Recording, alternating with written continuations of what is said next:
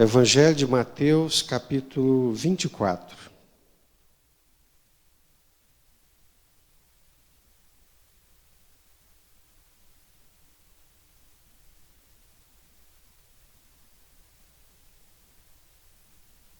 Evangelho de Mateus, capítulo 24, a partir do versículo 1.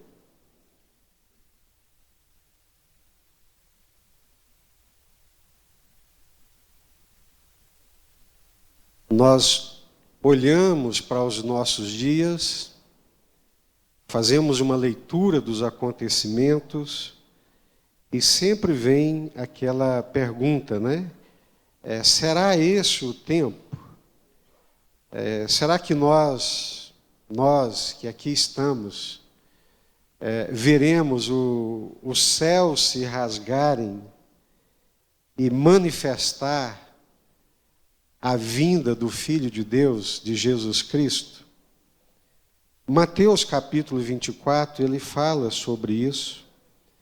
É quando o Senhor Jesus aponta para o futuro e para algumas coisas que aconteceriam antes da sua vinda. Então, eu queria que você abrisse a sua Bíblia, Mateus 24, a partir do versículo 1. Se você tem a sua caneta, o seu papel, pode fazer algumas anotações. Se quiser fazer alguma pergunta também, pode fazer, não tem problema nenhum. É uma escola bíblica dominical. Tendo Jesus saído do templo, ia se retirando, quando se aproximaram dele os seus discípulos para lhe mostrar as construções do templo. Ele, porém, lhes disse: não vedes tudo isto? Em verdade vos digo que não ficará aqui pedra sobre pedra que não seja derribada.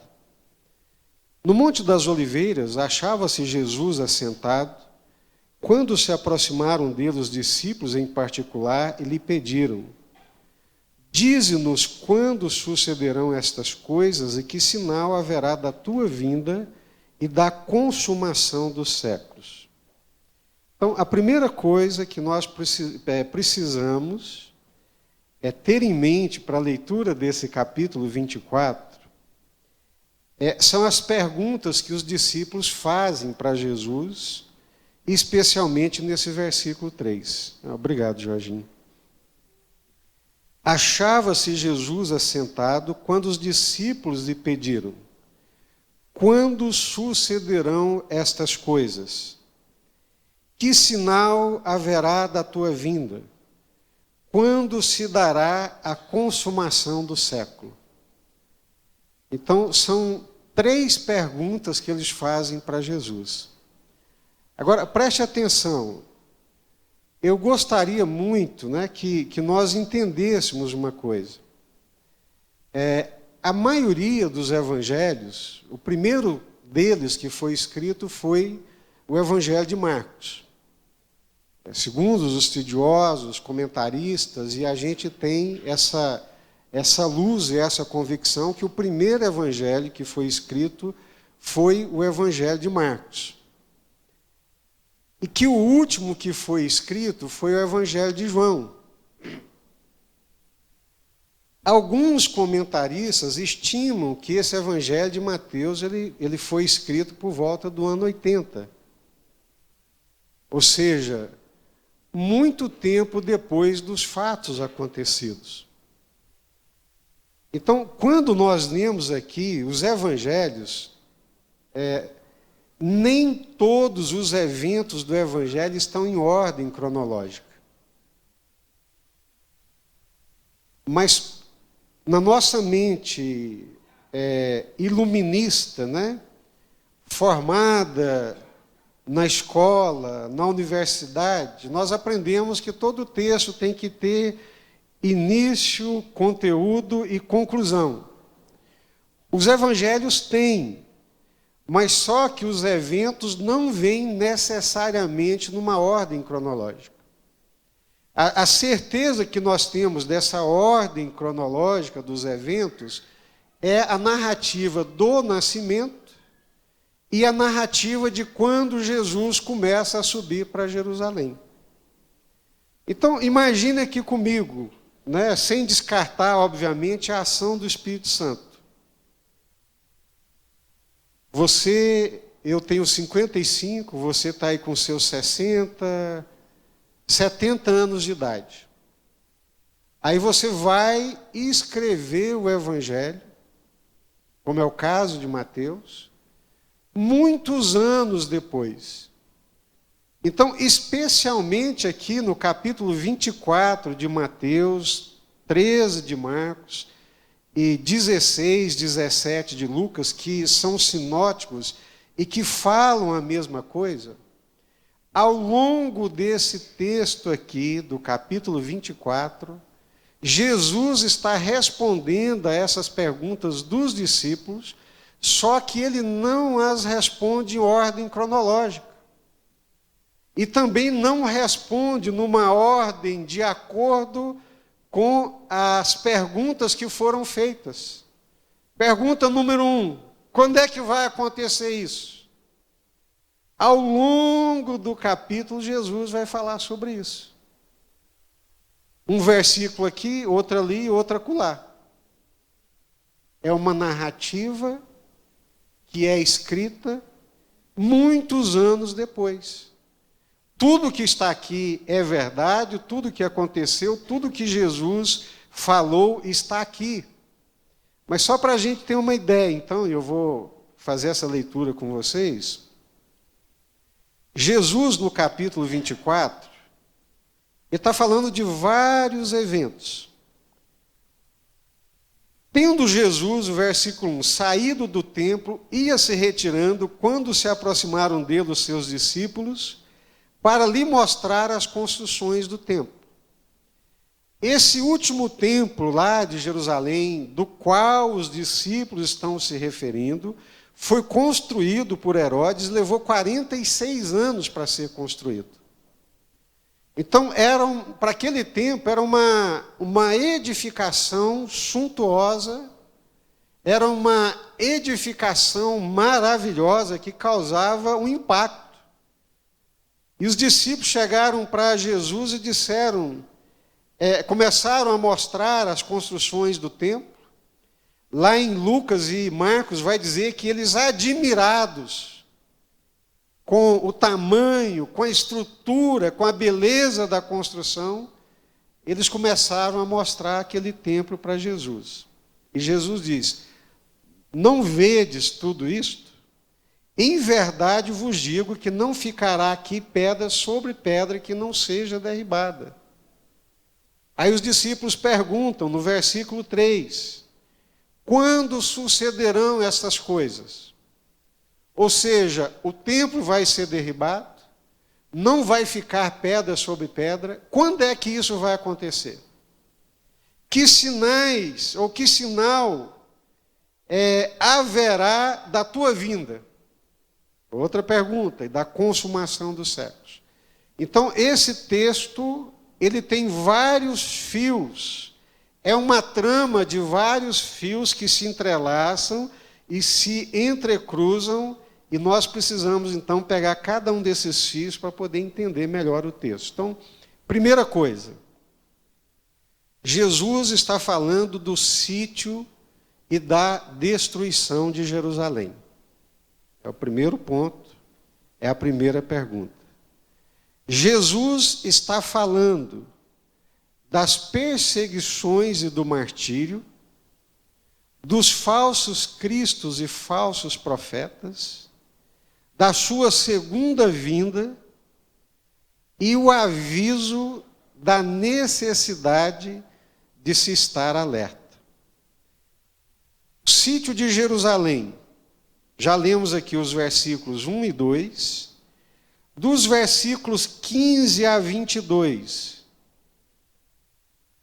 O que Jesus está falando aí, que na sua Bíblia aparece como grande tribulação, é uma referência ao sítio e à destruição de Jerusalém. Mateus 24, do versículo 15 ao versículo 22.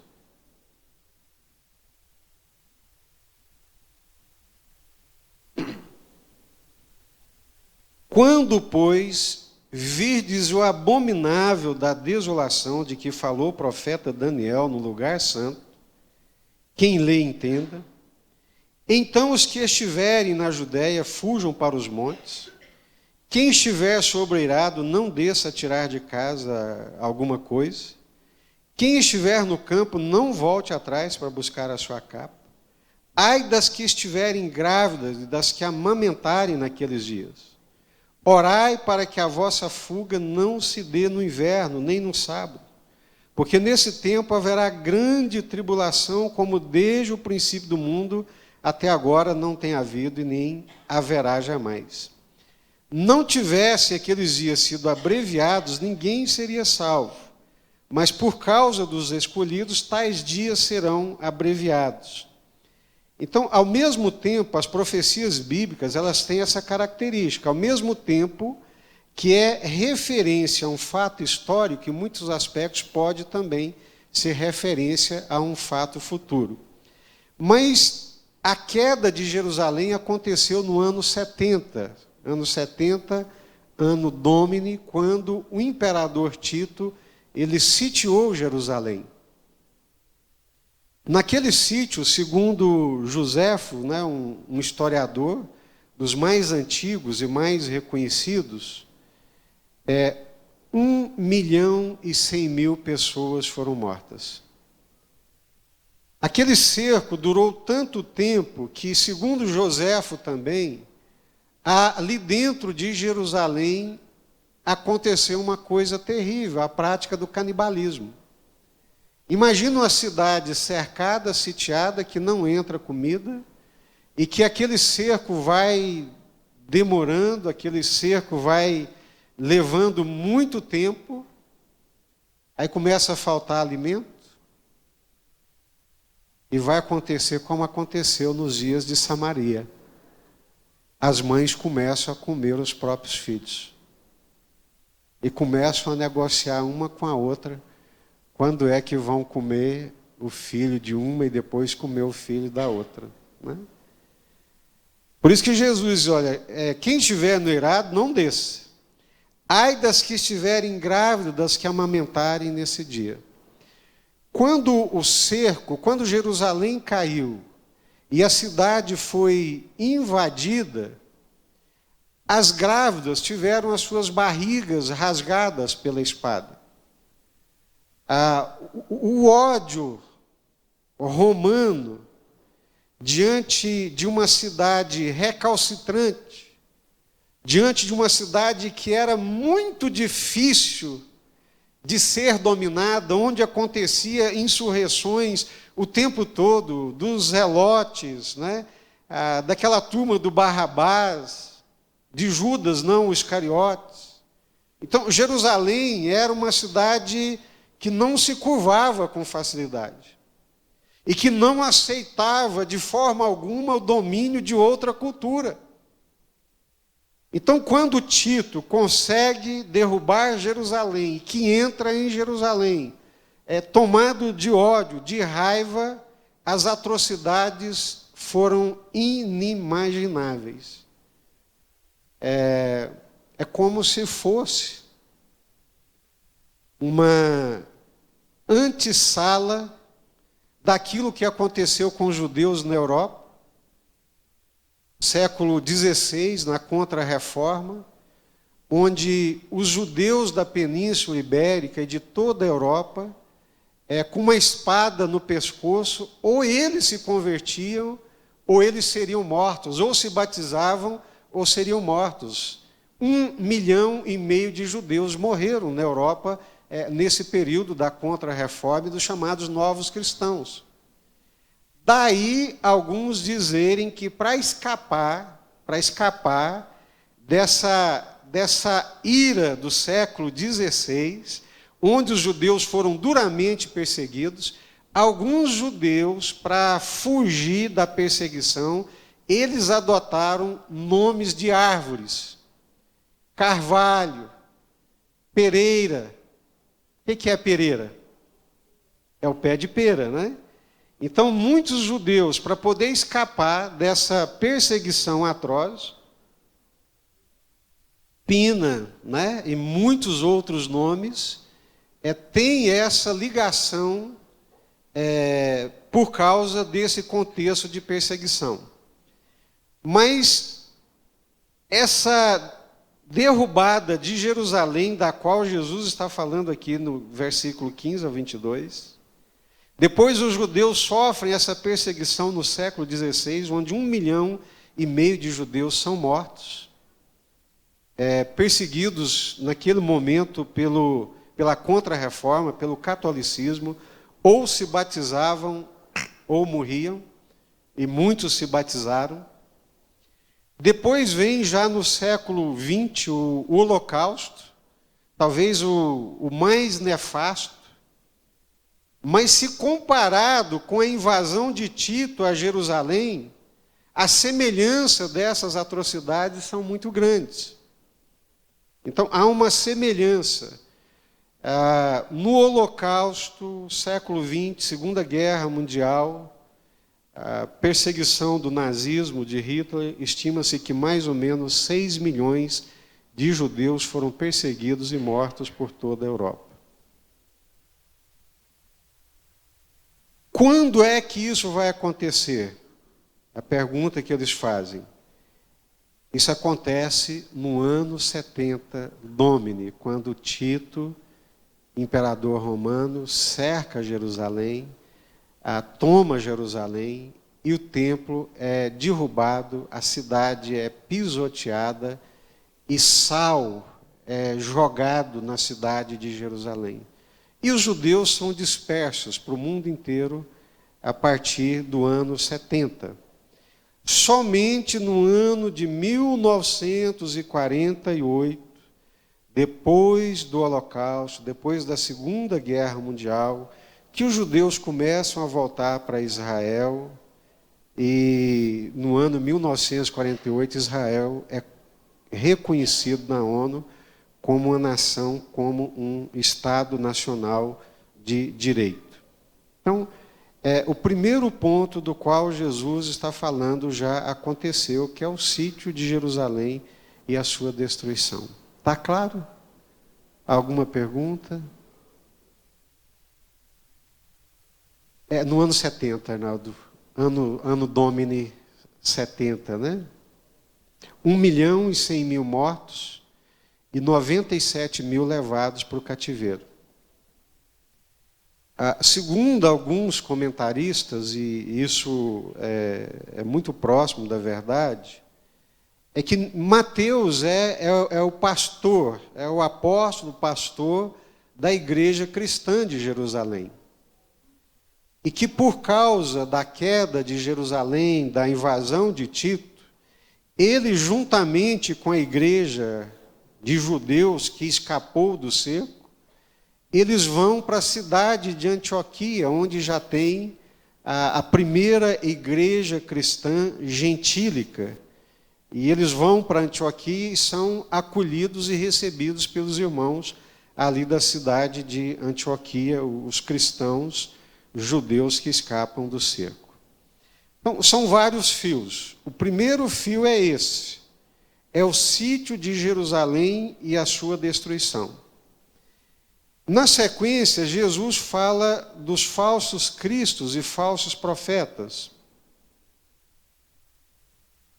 Mateus 24, versículos 4 e 5.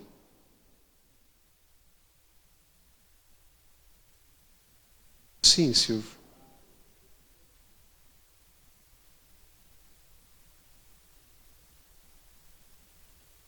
Não. Ela viveu esse momento.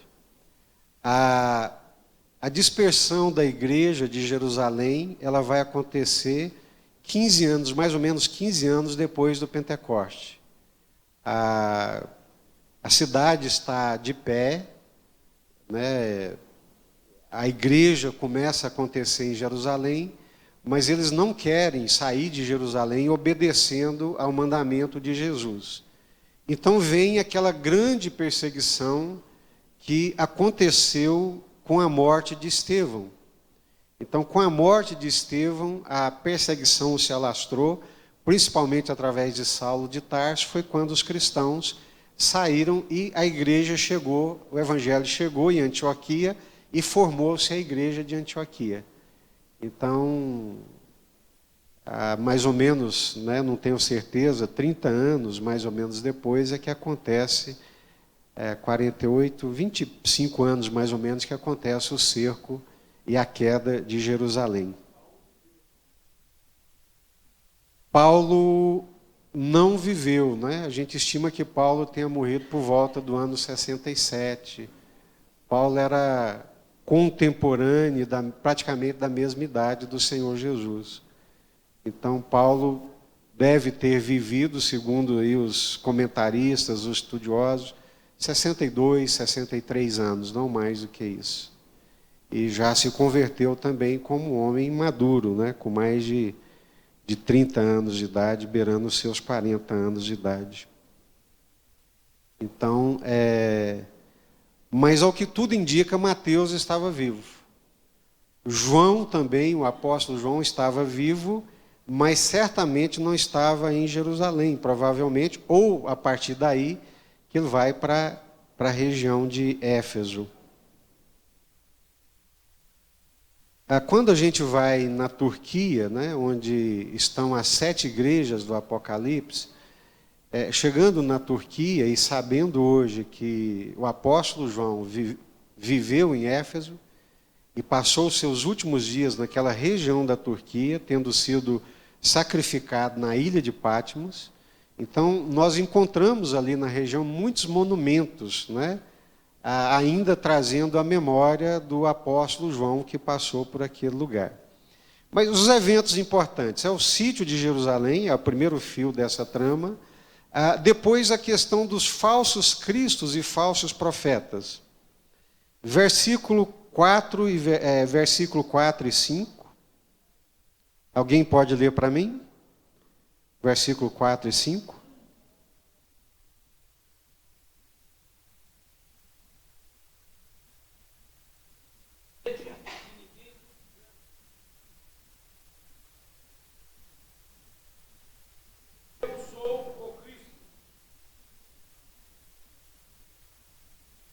Ninguém vos engane, porque virão muitos em meu nome, dizendo, eu sou Cristo, e enganarão a muitos.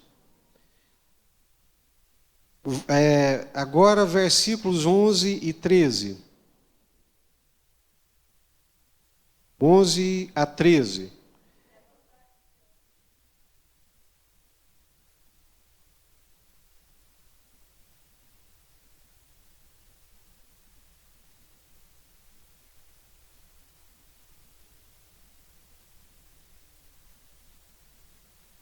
Amém. Levantar-se-ão muitos falsos profetas e enganarão a muitos. Versículos que nós lemos, 4 e 5. Vede que ninguém vos engane. Muitos virão em meu nome dizendo eu sou Cristo e enganarão a muitos. Aí depois nós lemos os versículos 11 e 13. Levantar-se-ão muitos falsos profetas e enganarão a muitos. Agora, versículos 23 e 26.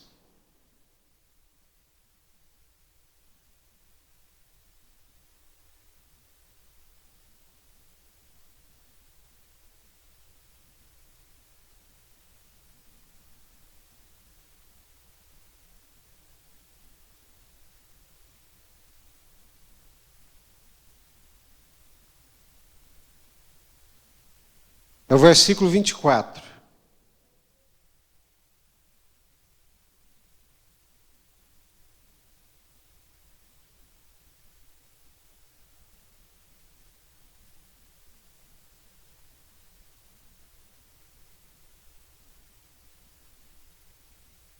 Amém. Até aí tá bom. Então, se alguém disser, eis aqui o Cristo, não acrediteis.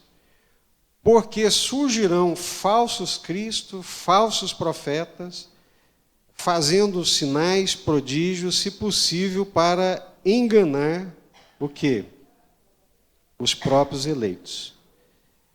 Me dá um conceito, então, falsos profetas, falsos mestres, falsos cristos, engano. Que palavra que a gente pode usar para poder, ou que palavra, que conceito que a gente pode usar para definir essa ideia? Fins dos tempos.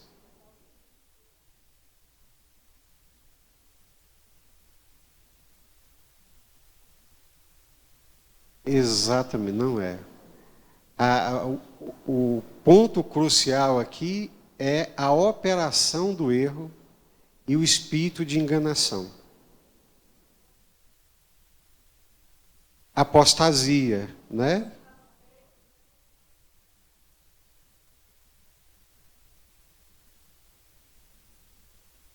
Isso.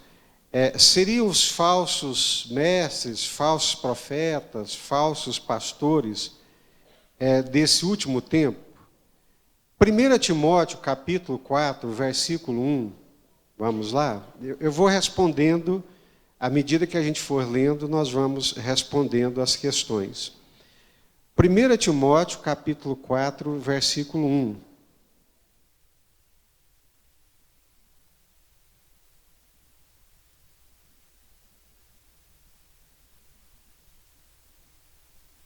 Acharam?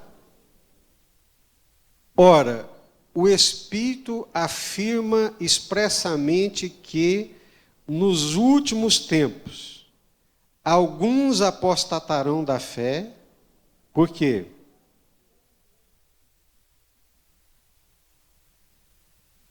Por obedecerem a espíritos enganadores e a ensinos de demônios. A operação do erro, a operação do engano, o espírito de engano, ele opera desde o momento que o homem foi expulso do jardim do Éden. Ali no jardim do Éden, o homem foi expulso da presença de Deus porque deu crédito a um espírito enganador. Deu crédito à mentira. Preferiu a mentira do que a verdade. No Antigo Testamento, a expressão teológica que nós usamos para essa oposição a Deus, que opera desde os primórdios, a gente chama de antiteos. E no Novo Testamento, a gente chama de anticristo. Ou seja, antideus, anticristo, espírito enganador, pai da mentira, ação de engano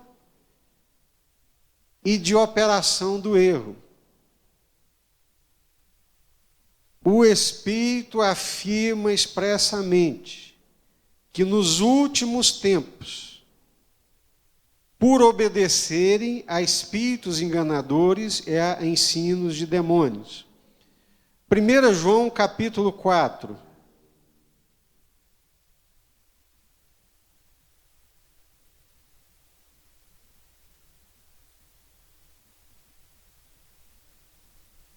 Primeira carta, é a carta, tá? Primeira carta de João, capítulo 4, a partir do versículo 1.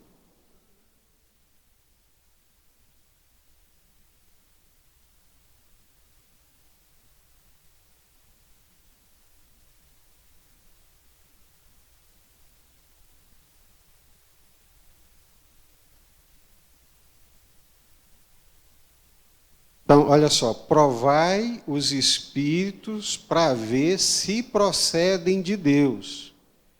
Porque muitos falsos profetas têm saído pelo mundo fora. Versículo 2.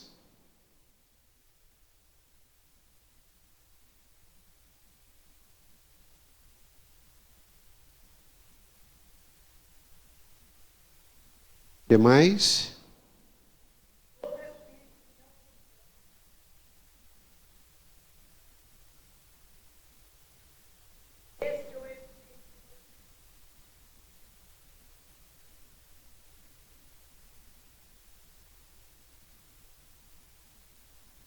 e presentemente já está nesse mundo. Provai os espíritos, para ver se procedem de Deus ou não. E nisto reconheceis o Espírito de Deus. Qual que é a obra do Espírito Santo? Glorificar a Jesus. Ele virá, falará de mim, e glorificará e honrará. Então, essa é a ação do Espírito Santo. Todo espírito que confessa que Jesus Cristo veio em carne é de Deus. Todo espírito que não confessa a Jesus não procede de Deus. Agora, qual que é a dificuldade? No Antigo Testamento, esse espírito ante-Deus, ele se manifesta através de Caim, né? Nós vimos aqui a descendência de Caim, Caim com seus descendentes, é uma oposição clara a Deus. A respeito de Nimrod, a gente vai ler no capítulo 10 e 11 de Gênesis, diz que Nimrod foi grande diante do Senhor. Se a gente não conseguir interpretar bem, a gente não vai entender o que o texto está dizendo. A ideia do texto é que Nimrod ele quis crescer como o Senhor. E quando ele foi grande diante do Senhor, é porque ele fazia oposição ao Senhor. E aí vem.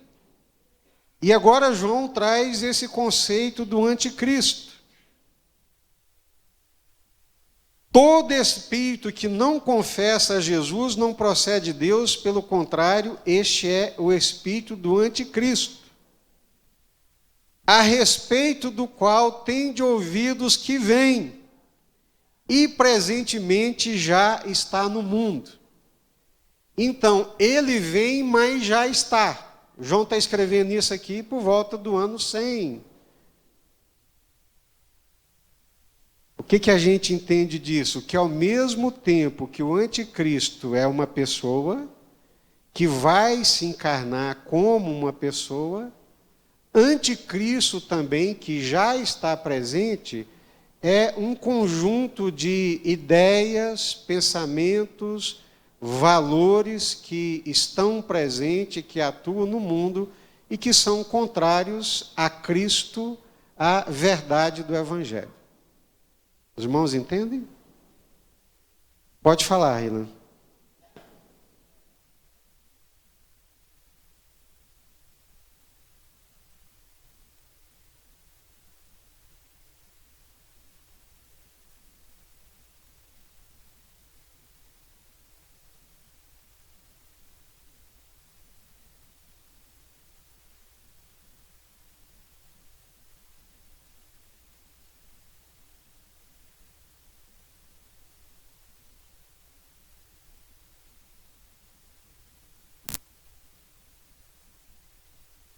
A experiência dele, ele tinha já vivenciado uma experiência dessa, demoniado, falando que Jesus Cristo veio em carne. Fiquei meio assim, vou guardar a oportunidade hoje, né? Graças ao Senhor, tendo essa oportunidade, eu vi o Senhor dando uma pincelada nesse assunto. Amém. Então, vejam bem, todo espírito que Jesus Cristo veio em carne é de Deus. É óbvio que João está vivenciando um momento de docetismo, de gnosticismo, que são heresias que penetraram no seio da igreja, que eram altamente destrutivas, porque o docetismo, o gnosticismo, baseado na filosofia grega, helênica e principalmente platônica, diziam que o corpo, a matéria, é má. Então, se o corpo é mau, Jesus não poderia ter vindo em corpo, em carne. Olha só. Mas se Jesus não veio em corpo, não veio em carne, isso é um espírito da mentira, isso é um engano, como é que ele morreria na cruz do Calvário? Então, tinha um apelo filosófico muito grande, era um entendimento muito forte, cultural da época, que se fosse aceito e absorvido, João detecta imediatamente, isso aí vai destruir a fé cristã, vai destruir o evangelho. Docetismo, doceta, uma palavra grega que quer dizer aparência. Então, Jesus não veio em carne, mas era uma aparência de carne. João falou, gente, isso é mentira. Então, o anticristo, o antideus, opera nesse mundo desde os dias de Caim. João está dizendo aqui, o espírito do anticristo, a respeito do qual tem de ouvidos que vem. É um homem. E presentemente já está no mundo. Não é um homem, mas são ideias, heresias, mentiras, erros, falsidade, enganos sutis contra o evangelho de Cristo. Então, anticristo, o que é o anticristo? Eu vou ler para vocês aqui uma definição do Ricardo Gouveia no seu livro Anticristo. Anticristo. Presta atenção, se você não entender, por favor, me pergunte. Anticristo pode significar tanto adversário de Cristo, quanto alguém que busca colocar-se no lugar de Cristo.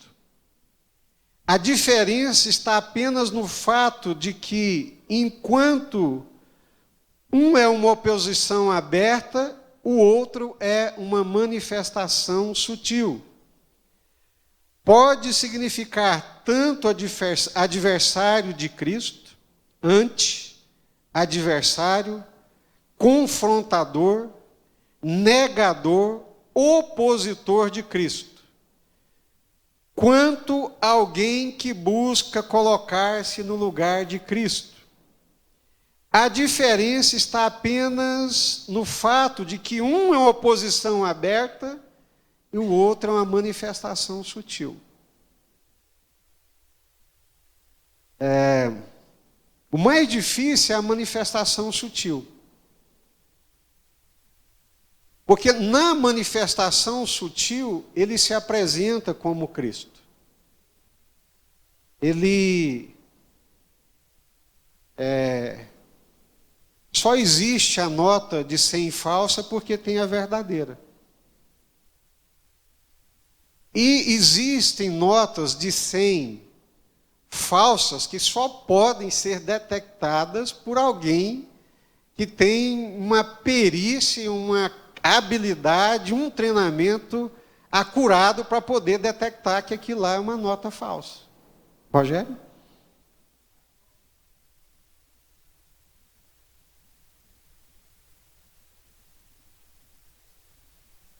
Aham.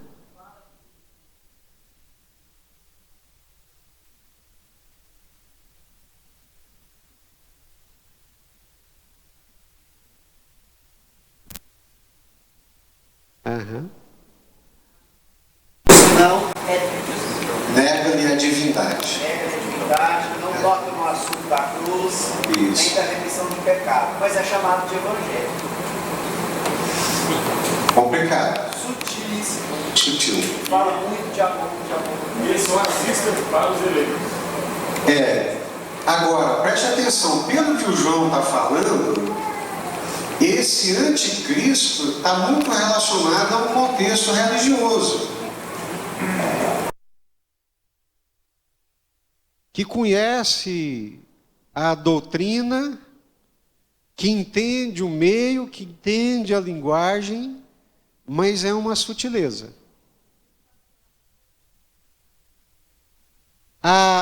Quando você olha no espelho,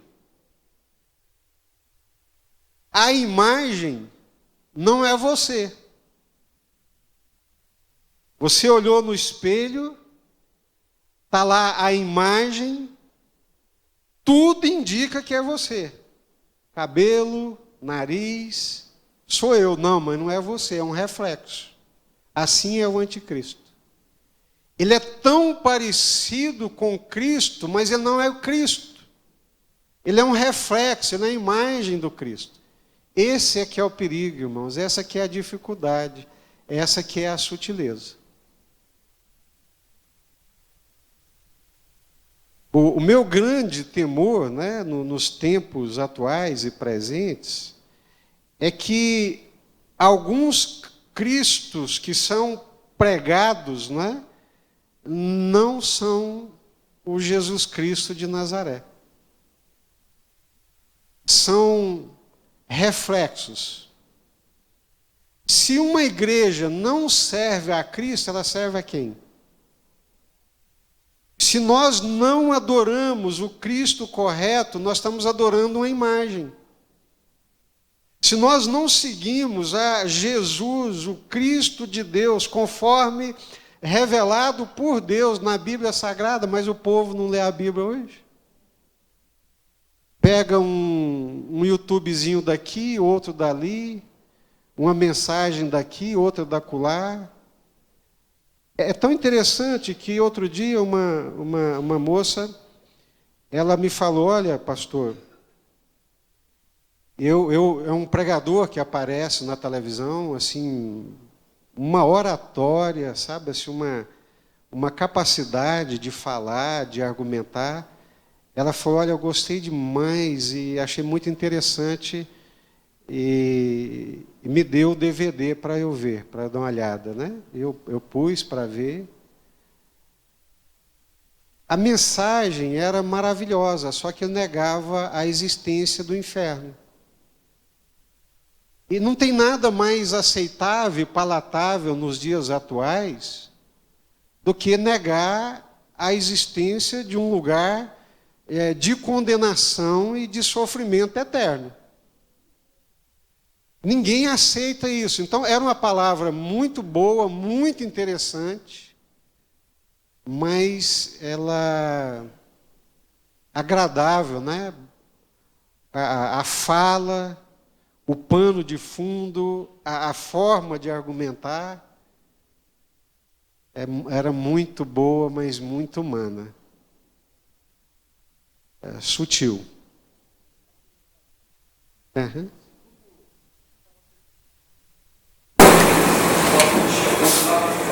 Exato. Isso. Tudo parecia, a nota dizendo, tudo parecia perfeito, mas tinha uma frutinha podre lá no final. Nós vamos desfazer de tudo. Aí eu lembro do apóstolo Paulo. Ouvi de tudo e retende o que é bom. Né? Então, eu amo peixe. Mas se eu não tirar as espinhas, eu vou engasgar e vou morrer engasgado. Silvério? Né? Então, tem que ter discernimento. Ninguém é perfeito. Isso. Isso.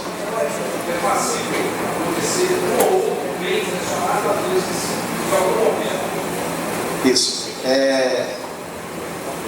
Vou deixar aqui o microfone para os irmãos falarem. Lucas, vou pegar esse outro aqui.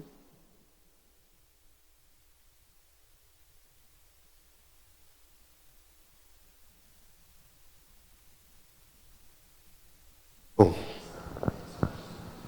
essa questão por favor, Heber. Essa questão da interpretação no mundo pós-moderno. Então, no mundo pós-moderno, que eu vi nascer, conforme eu disse para vocês, no mundo ortodoxo, da ortodoxia, antes do mundo pós-moderno, a hermenêutica é você ler a Bíblia Sagrada para descobrir a intencionalidade do autor. Então, é por isso que a Bíblia fala, digno de honra e até de honorários dobrados o presbítero que se afadiga no conhecimento e no ensino da palavra. A intencionalidade do autor. Qual que é a intenção dele? Por que ele está escrevendo isso? No mundo pós-moderno, a hermenêutica, ela virou do avesso.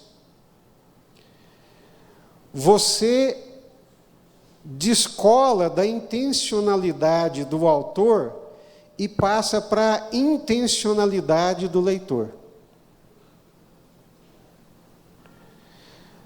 Quando eu pego a Bíblia e digo assim, olha, por favor, não me entendam mal. Irmãos, eu li o texto aqui e Deus falou ao meu coração e eu entendi isso aqui segundo o meu coração. É a intencionalidade do autor, do leitor. Deus pode não usar isso? Pode, claro que sim. Deus é muito maior do que nós.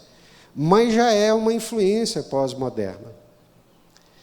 Nós temos uma influência pós-moderna muito forte hoje na leitura da Bíblia, é na chamada escola Rema, que há muitos anos atrás o Paulo Romero já havia falado sobre isso. O que é o Rema? É uma leitura espiritualizada do texto. Você aprende a ler o texto não de acordo com o que o texto diz, nem de acordo com a intencionalidade do autor, mas você faz uma leitura espiritualizada do texto. Isso é pós-modernidade pura. Não é uma leitura racional, intencional, com racionalidade de início, meio e fim. Mas é uma leitura supra. Aí você perde por completo o chão da Bíblia. Então, são essas coisas que estão presentes hoje. É difícil mesmo, é complicado, porque até entre nós mesmo, evangélicos, tem tantas divisões e interpretações, mas naquilo que é essencial nós caminhamos juntos. Mas o mundo de hoje, o mundo pós-moderno, é um mundo de confusão, é um mundo de erro, é um mundo de engano e de muita operação do erro. O pastor Eliel falou que é o mundo de uma espiritualidade não cristã. Vou ouvir o Silvério e depois a Nadiana. Por favor.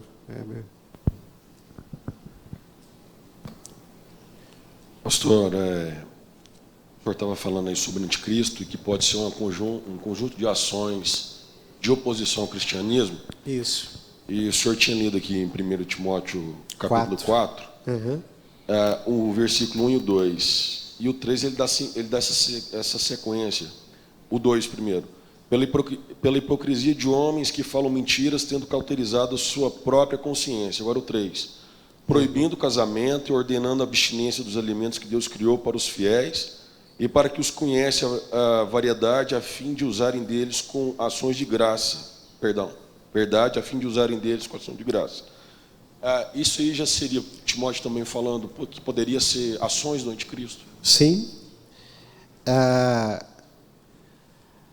Olha só, alguns apostatarão da fé por obedecerem espíritos enganadores e ensinos de demônios.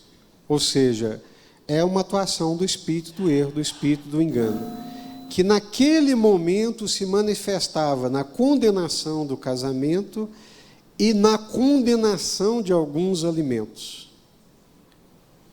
E que se manifestava em fábulas, em contos da carochinha, que não tinha nada a ver com o Evangelho, ou nos mais intelectualizados, que se manifestava na adoção de um paradigma filosófico e que não tinha nada a ver com o Evangelho, que negava o Evangelho. Então, o leque, o menu do anticristo, ele é muito farto, né? Ele é muito farto e acontece em muitas manifestações e situações. Ok? Nadiana? Vai chegar aí.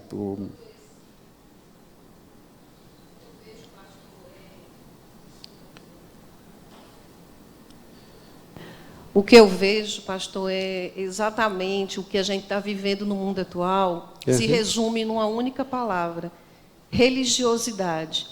Estamos vendo as igrejas pregando religiosidade e não Cristo, né? O que ressurgiu, ressuscitou. E no 2 Timóteo a gente vê, inclusive foi a Rebeca que lembrou dessa passagem, onde ele fala assim, 2 Timóteo 4, versículo 3 e 4. Pois haverá tempo em que não suportarão a sã doutrina. Pelo contrário, cercar-se-ão de mestres segundo as suas próprias cobiças, como que sentindo coceira nos ouvidos, e se recusarão a dar ouvidos à verdade. Isso é o que nós estamos vivenciando nas igrejas. E a verdade é a palavra de Deus, né? Está sendo totalmente fora. Pois haverá tempo em que não suportarão a sã doutrina, pelo contrário, cercar-se-ão de mestres, segundo as suas próprias cobiças, como que sentindo coceira nos ouvidos, e se recusarão a dar ouvidos à verdade, entregando-se às fábulas. É o espírito do erro.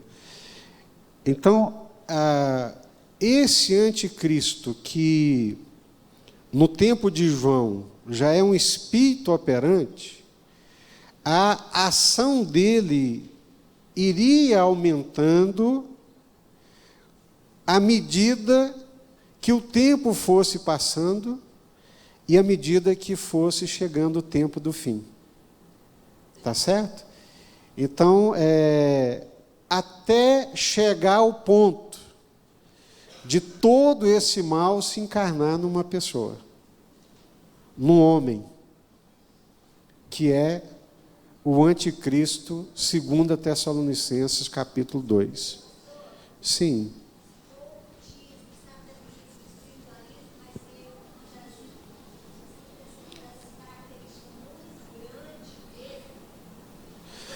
Isso.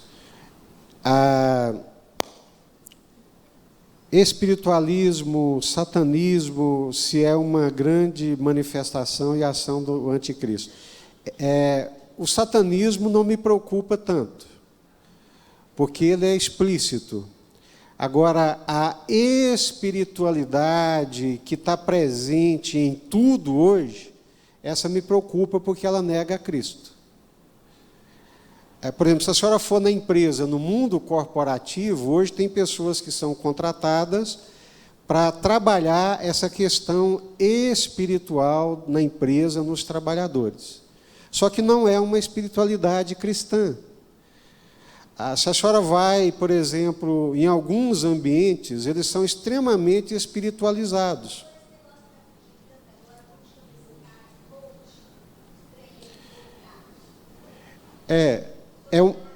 Isso.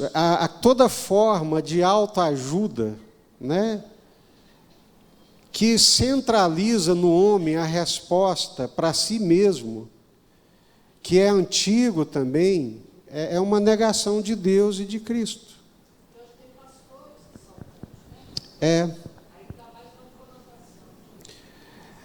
A partir do momento que você sai da palavra de Deus, né, da centralidade de Jesus, de ser cristocêntrico, ou somos cristocêntricos, porque Jesus é o centro, todas as coisas foram criadas por Ele, por intermédio dEle, para Ele, ou Jesus é o centro, né? O nosso pensamento é cristocêntrico, os nossos ouvidos são cristocêntricos, a nossa boca é cristocêntrica. Fora disso, é um pálido reflexo do Cristo. Quando diz assim, ei-lo aí, ei-lo aqui, né? não significa que vai estar apontando para alguém que se intitula o Cristo. Isso seria ridículo. Mas está apontando para alguém que se coloca no lugar de. Muitas igrejas hoje, elas se colocam no lugar de Cristo. Ela usa conceitos bíblicos, palavras bíblicas, mas o fim último não é o Senhor Jesus, não é a glória de Jesus. A gente tem que ter um mínimo de percepção para enxergar isso, gente. Cadê o Lucas? Depois o Rogério. Eu penso que nós temos que estar atentos, porque, por exemplo, eu me lembro uma vez que tem certas coisas que não ferem a centralidade de Jesus. Sim. Por exemplo, uma vez um pastor falava que nós somos Israel de Deus, e falou tanto trem sobre isso, que quem falava que era Israel de Deus era tanta coisa. Aí logo em seguida vem outro e fala que nós somos Israel de Deus. Isso aí não fere. Agora, por exemplo, falar que não existe o inferno já fere o sacrifício de Jesus. Ou seja, eu posso viver uma vida regalada aqui, pois chega lá, é igual o catolicismo fala, tem um purgatório lá que vai, meus pecados vão ficar por ali e pronto. Então nós temos que estar atentos a isso. Feriu a centralidade de Jesus, tirou Jesus do centro, está errado. É errado, perfeito. Sim. Não é verdade? É verdade. Outra pergunta. O senhor falou que o espírito do anticristo, as ideologias, tudo que está operando hoje, a gente acha que não tem nem como piorar mais, né? É verdade. Por isso que a gente acha que está no fim do fim. Exato. Mas tudo isso vai culminar a chegar a ter um líder que vai comandar isso. Exatamente. É como se o mundo, é como se o mundo fosse preparando para a chegada dessa pessoa. E ele vai chegar e vai se manifestar, e o ambiente vai estar tão preparado para ele que ninguém vai assustar.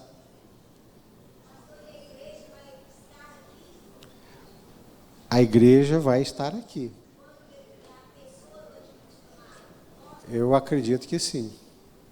2 Tessalonicenses, capítulo 2, Paulo diz... vamos lá, 2 Tessalonicenses, capítulo 2.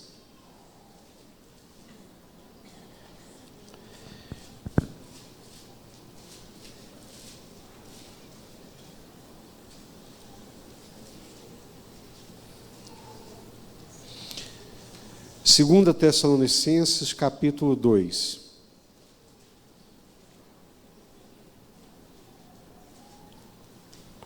Acharam? Irmãos, no que diz respeito a quê? Então ele está falando da vinda do nosso Senhor Jesus e a nossa reunião com Ele. Versículo 2. Nós vos exortamos a que não vos demovais da vossa mente com facilidade, nem vos perturbeis, quer por espírito, quer por palavra, quer por epístola, como se procedesse de nós, supondo que já tenha chegado o dia do Senhor. Ninguém de nenhum modo vos engane, porque isso não acontecerá. O que não acontecerá? A vinda do Senhor. No que diz respeito à vinda de nosso Senhor, versículo 1. Ninguém vos engane, não demova, porque isto não acontecerá sem que primeiro venha a apostasia e seja revelado o homem da iniquidade, o filho da perdição. O homem da iniquidade, o filho da perdição, o qual se opõe e se levanta contra tudo que se chama Deus, ou é objeto de culto, a ponto de assentar-se no santuário de Deus, ostentando-se como se fosse o próprio Deus. Não vos recordais de que ainda convosco eu costumava dizer-vos estas coisas? E agora sabeis o que o detém, para que ele seja revelado somente em ocasião própria. Ou seja, Deus está no controle. Ele vai se manifestar, mas na ocasião determinada por Deus. Com efeito, o versículo 7, é o que nós estamos falando aqui agora, o mistério da iniquidade já opera e aguarda somente que seja afastado aquele que agora o detém. Então será de fato revelado o iníquo, a quem o Senhor Jesus matará com o sopro de sua boca e o destruirá pela manifestação de sua vinda. Ora, o aparecimento do iníquo é segundo a eficácia de Satanás. Então, ele não é Satanás, mas ele nasce e age segundo a eficácia de Satanás, com poder, sinais, prodígios da mentira, com todo engano de injustiça aos que perecem, porque não acolheram o amor da verdade para serem salvos. É por esse motivo, pois, que Deus lhes manda a operação do erro, para darem crédito à mentira. Misericórdia. Deus nunca perdeu o controle, virá a apostasia, ele se revelará no tempo de Deus. Uhum.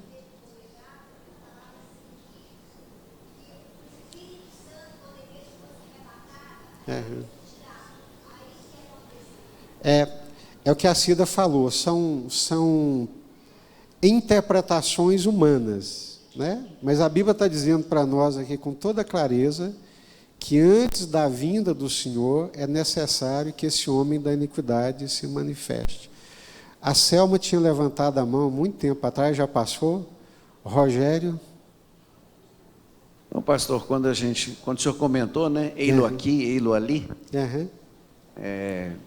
quando, num testemunho do fiel, né, o fiel é mais, digamos assim, incentivado a dizer aonde o milagre aconteceu, o endereço da igreja, do que necessariamente exaltar o nome de Cristo. Então, muitas vezes, esse ei-lo aqui é exatamente nessa direção, né? Sim. Da propaganda da instituição, da propaganda da igreja, e nem sempre, e não sempre, da glória de Cristo.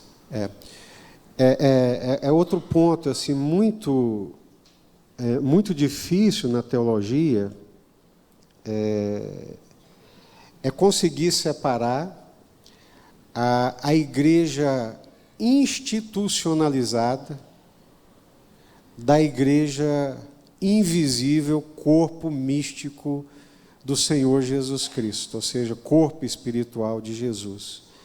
Nós confundimos, na maioria das vezes, nós somos iludidos pelas representações. Então, a igreja de Jesus, o homem tenta confundi-la com a instituição. Mas, na maioria das vezes, a disparidade é muito grande. Então, não dá para a gente tem que ter esse entendimento também. Tem um nome de cristã, fala em Jesus Cristo, mas é uma instituição humana. É um instituto humano, é uma empresa humana. Empresa no sentido de empreendimento. É um empreendimento humano, é uma construção humana. É uma torre de Babel. É uma torre de Babel. Zete? Pode, claro. A Zete aqui.